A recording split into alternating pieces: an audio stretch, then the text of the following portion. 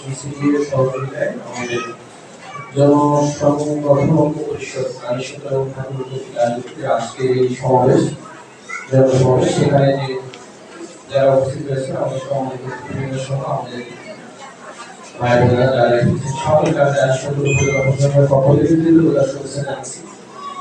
আপনারা যেগুলো খুব ধরে এখানে বসে আছেন তাই না, অনেকেই তো সকালে আসছেন। পৃথিবীর মধ্যে যত কঠিন কাজ আছে তার মধ্যে একটা হলো বক্তৃতা শোনা যায়। যদি বক্তার বক্তৃতা সবার পছন্দ হয় তাহলে আমার খুবই ভালো।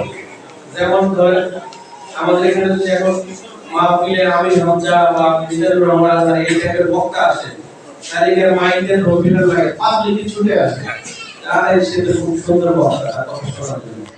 আমরা এরকম ভালো কোনো বক্তা আমরা এসেছি আপনাদের। আমি গতকাল আমরা জানিয়েছিল আমি আসলে আপনাদের দেখতে এসেছি, আপনাদের সমস্যাগুলো জানতে এসেছি। কারণ উপজেলা নির্বাচন হিসেবে অনেকগুলো দায়িত্ব থাকার কারণে আমার ব্যস্ততা অনেক বেশি।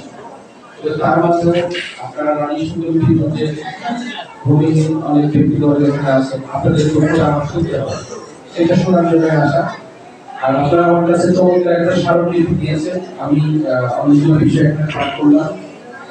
তো আসলে একটা সমস্যা এখানে আছে, এটা আপনাদের না বললেই হয়। আমাদের মাননীয় প্রধানমন্ত্রী প্রধান উপদেষ্টার কার্যালয়, কারণ প্রধানমন্ত্রীর দায়িত্বে মোটামুটি আছেন, বুঝতে পারছি। প্রধান উপদেষ্টার কার্যালয়ে যে কোনো কিছু পাঠাতে হলে সেটাকে ছোট করে পাঠাতে হয়। সাময়িক বলে আমাদের সচিবালয় থেকে যতগুলো আমাদের ঘরে প্রায় 40-50টা মন্ত্রণালয় যেগুলো আছে, অনেকগুলো মন্ত্রণালয় আছে, এখানে যখন প্রধান উপদেষ্টার কাছে কোনো কিছু যায় সেটা অত্যন্ত সংক্ষিপ্ত আকারে পাঠাতে হয়। কারণ চিন্তা করেন সারা দেশে সবকিছু যদি করতে চায় তাহলে অবস্থা খারাপ হয়ে যাবে।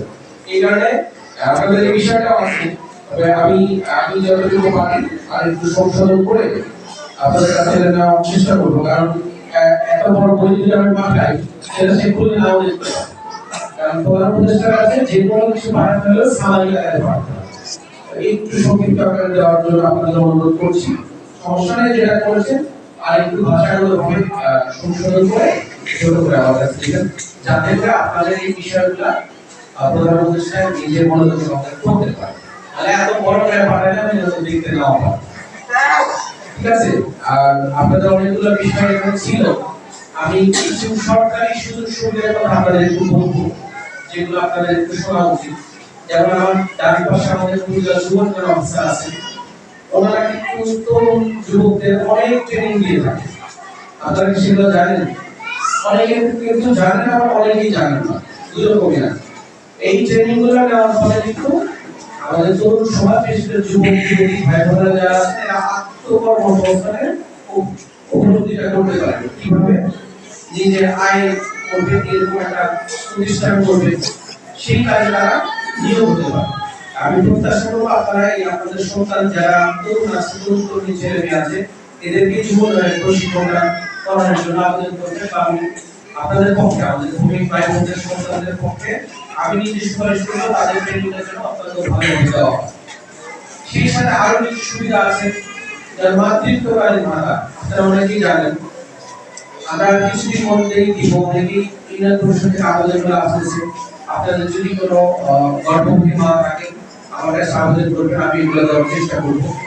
এরপর আছে আপনাদের আরো বিভিন্ন প্রণোদনা আমরা যেগুলো দিই সরকারের বিভিন্ন, যেমন বয়স্ক ভাতা আছে, বিধবা ভাতা আছে, প্রতিবন্ধী ভাতা আছে, অনেকেই পায়।